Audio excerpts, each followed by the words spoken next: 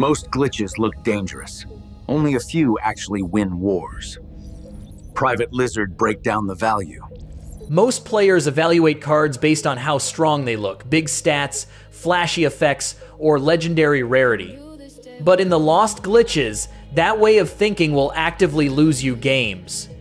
Some of the most valuable cards in the game are commons, while some powerful-looking cards are actually traps. Today, I'm going to show you how competitive players evaluate card value not in theory, but in real games. The first thing you need to understand is the difference between static value and real value. Static value is what a card does on its own. Real value is what happens after your opponent responds. Massive Deity has enormous static value. Huge health, massive pressure, and it fights everything at the end of the turn. But if it enters play and immediately gets hit by Control Z, all that value disappears. Meanwhile, Control Z is just a common.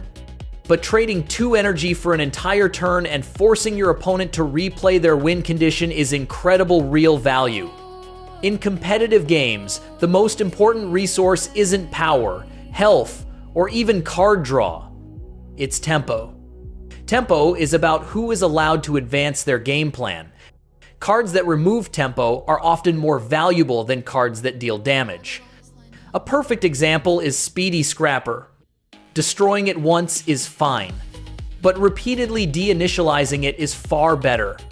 Every time your opponent has to replay the same glitch, they're losing tempo even if they still have cards in hand. Another key part of evaluating card value is identifying whether a card is conditional or unconditional. Conditional cards look powerful, but only if the right situation exists.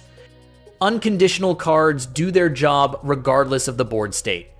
Blindside is a good example of a conditional card.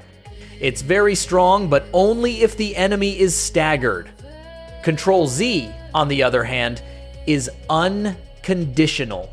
It always does what you want it to do.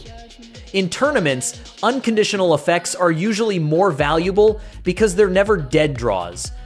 Synergy increases card value. Dependency lowers it. A strong card should benefit from synergy, but it shouldn't require synergy to function. Deepwater Siren is a great example of healthy synergy. It gets stronger every time a glitch is deinitialized, which fits perfectly into control strategies. But even without that synergy, it's still a playable body. Compare that to cards that do nothing unless multiple pieces line up. If one removal spell shuts your card off completely, its real value is lower than it looks. Card value is not fixed. It changes based on what everyone else is playing. Right now, the meta is full of engine-based decks. Mono-blue combo, mono-yellow scaling, and mono-black software engines. In this kind of meta, cards like Control Z, Void Swap gain massive value. They don't win the game immediately, but they stop your opponent from playing theirs.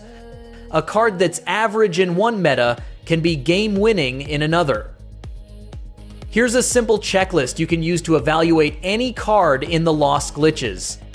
First, does this card affect tempo immediately? Cards like Control Z and Zap score very highly here. Second, does this card still work when I'm behind? Third, does this card remove opponent agency? Deinitialize and recruit effects are strong because your opponent can't easily play around them. If a card answers yes to most of these questions, it's probably stronger than it looks. The strongest cards in the lost glitches aren't always the biggest or the rarest. They're the cards that solve problems. If you stop asking, is this card strong, and start asking, what problem does this card solve, your decks and your results will improve immediately. If you enjoyed this video, like, subscribe, and let me know what topic you want next. Now you know the difference between power and value. Use it or be overwritten.